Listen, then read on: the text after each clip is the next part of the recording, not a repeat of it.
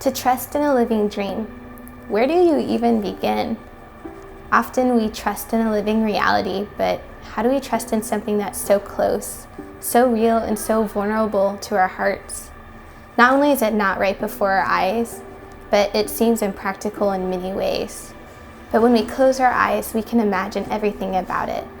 But it's when our eyes are open, will we allow our hearts to be open too? Even if it means risking everything to know that you're going to fail. Even if it means letting go of everything you have right now to gain the one thing you've always wished for. These are the questions we face, but do not often dare to ask or even dare to answer. But if there's one thing I learned, it's that your dream didn't begin with you. It began with God. That there are desires in your heart for a reason. And it's our choice to either chase them or let them go, or really to just let them go to sleep. We can tuck them away in the little beds of our hearts, but really, they don't go away. As long as we're alive and breathing, like the dreams are going to be living within us too. And not seeing them or holding them can be really lonely, empty, and discouraging. But that is why this journey of trust is so vital, because it depends solely on God for them to come to life.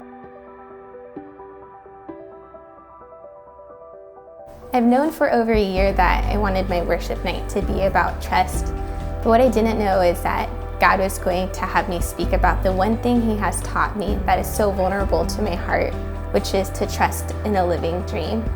Some of you may know my journey, and some of you may have no idea about the minor details and the major details that God has placed in my heart through the dreams. But I can tell you that it's been a process of hope, faith, stillness, brokenness, surrender, a wilderness, and praise. But it was all guided by trust. What I do know is that tonight isn't about me. It's not about me explaining every detail of the dreams God has spoken to my heart. Tonight is about what dreams God has spoken to your heart that you have allowed to go to sleep. Some of you are having dreams birth within you tonight, and my encouragement to you is to write every detail down. But then there's some of you who have had dreams in your heart for a while, and the enemy has slowly been rocking them to sleep and singing them lullabies. But what God spoke over you isn't just a figment of your imagination. In Isaiah 55:11 it says, "So is my word that goes out from my mouth. It will not return to me empty, but will accomplish what I desire and achieve the purpose for which I sent it."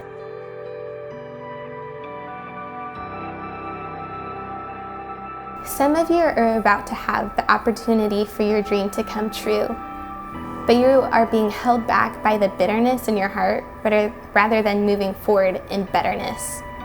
And my encouragement for you is to chase your dream. You may not feel it, but you know that silently that dream is still moving in your heart, whether it's awake or not. But for everyone, remember this: do not give up. Usually it's when we don't feel like trying that we're that close to seeing a breakthrough. I'm sure the man with leprosy didn't want to go dip into the river a seventh time. What would have happened if he dipped the seventh time and he wasn't healed? Or what if Joshua went around the wall a seventh time and the wall didn't come falling down? It's a vulnerable moment after you have chased your dream for the sixth time, knowing what God has spoken over the seventh. Will He stay true to His word? Well, my answer is yes. For me, when it came to the last moment of me taking my risk, I knew that I would have regretted not giving it my everything, because that's what I told God I would give in the beginning. I got down on my knees and I just lifted up my hands in praise and surrender, and I did it in trust and not in feeling. My time is now to live my dream, yeah, but my time was just as vital back then, because every moment counts and nothing is wasted. God is with you where you're at, and it may not make sense and it may seem impossible, and it may be quite vulnerable because you shake at the thought of it coming true and not coming true in the same moment. But that dream is living within you for a reason. Trust God. He has a plan. He is good.